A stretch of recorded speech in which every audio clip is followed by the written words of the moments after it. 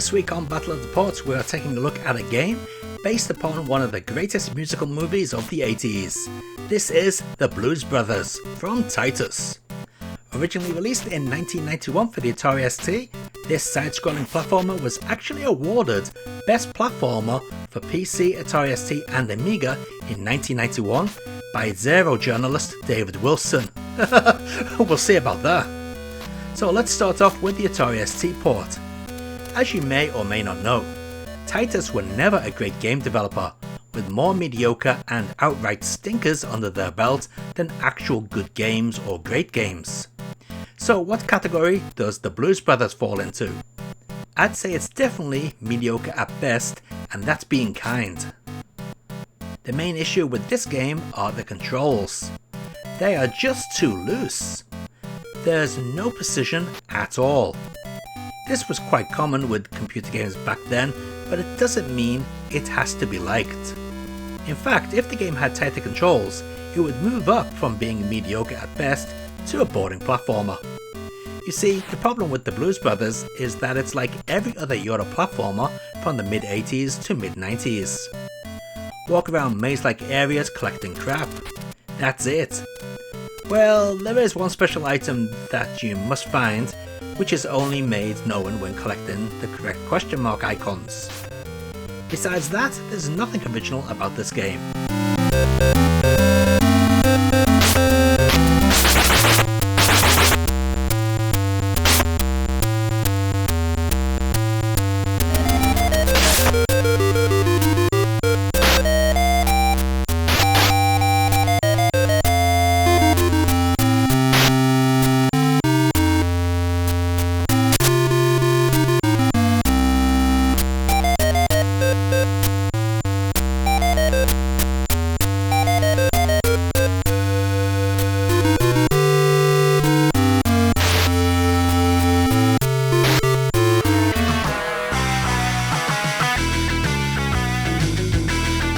Next up is the Amiga version, and believe it or not, this is actually a vast improvement over the Atari ST game.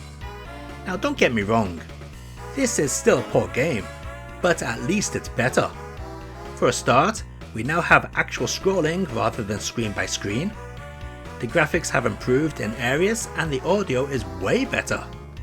But most importantly, the controls have been tightened up, allowing for much more accurate gameplay.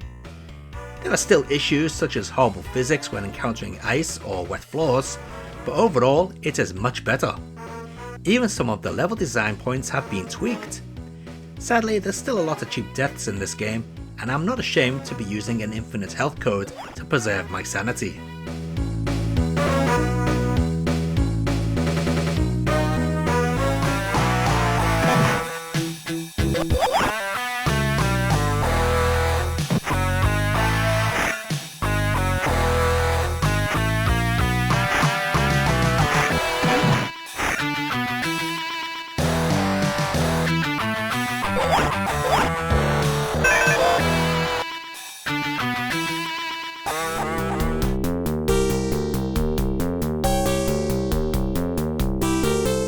MS-DOS Time with a version of the game that very much copies the Atari ST version in every way.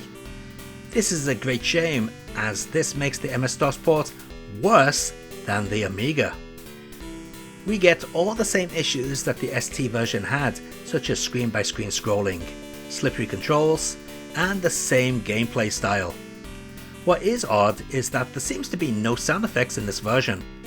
I tried all the usual button combinations on the keyboard, but it seems only music was available, unless it's some obscure button that you need to manually figure out.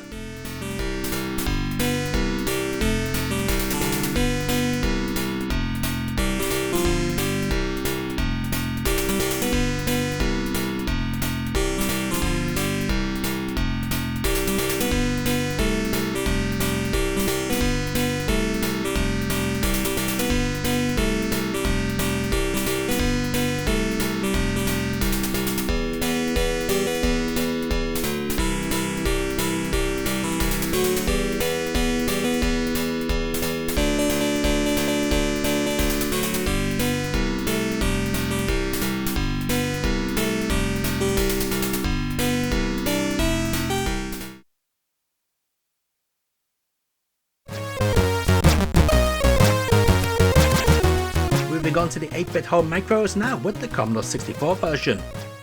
Now this one plays quite differently due to how the controls feel.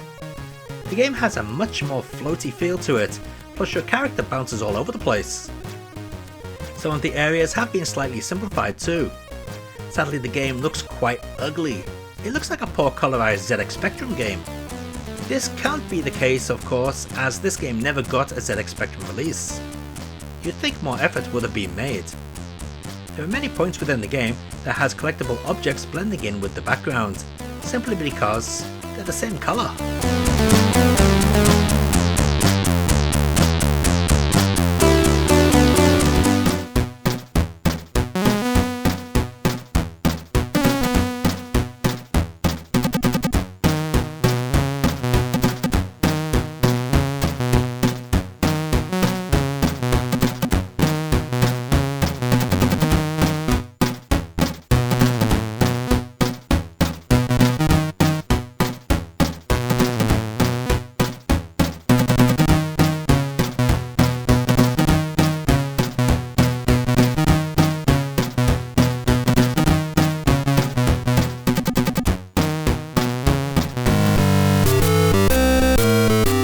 CPC version starts off really promising with a nice title screen, but then the game starts and what the f is this? Now this is more like a bad ZX Spectrum port, but even worse than what we normally get. For a start, the play window is tiny. It only covers 1/4 of the normal screen.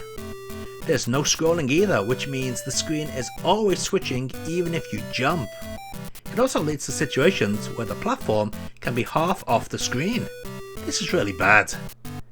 Then we have the shoddy programming where the game speed fluctuates like crazy. When there's nothing on screen, you move too fast. Then when there's something else on screen, you move into a sluggish manner. There's a lot of turd CPC conversions out there, but this has got to rank as one of the worst.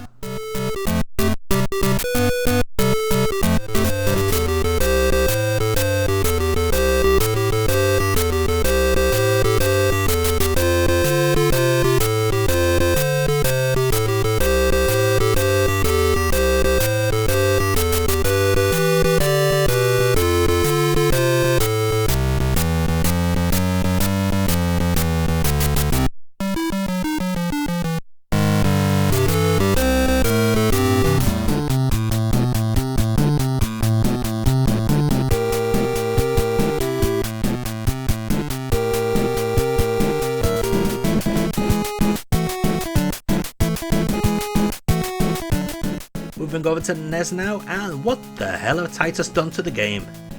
They've taken a pretty poor game and made it even worse. First, the controls. Now you have a run button, but why? So you can jump over all the massive holes that have been added into the scenery.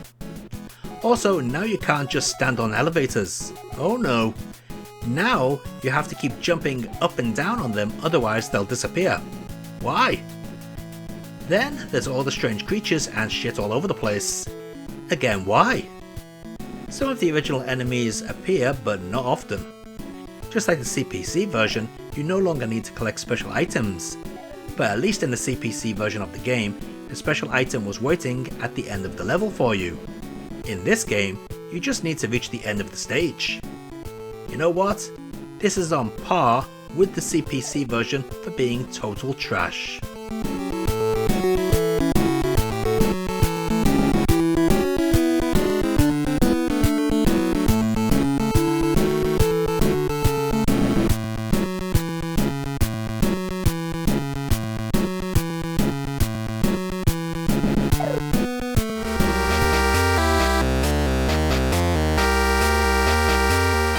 Finally, we end with the Game Boy release. Now at first, from the character select screen, I thought this was going to be the same as the NES version, but no, it's actually the same as the Amstrad CPC version, but with the added bonus of actually running much better with proper scrolling. It's really odd because just like the Amstrad CPC game, this Game Boy version also fluctuates in speed in the exact same areas. So is the Amstrad CPC a port of the Game Boy version? It could well be, considering they both came out in 1992. The NES version actually came a bit later.